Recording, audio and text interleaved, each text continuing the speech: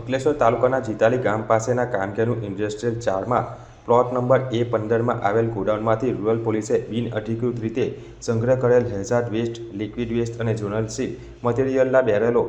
સાથે એક શખ્સની ધરપકડ કરી હતી અને એક શખ્સને વોન્ટેડ જાહેર કરી ₹2,34,000નો મુદ્દામાલ જપ્ત કરી કાયદેસરની કાર્યવાહી હાથ ધરી છે.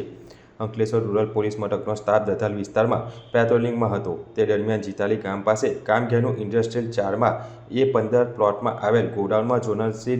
કેમિકલનો અનઅધિકૃત જથ્થો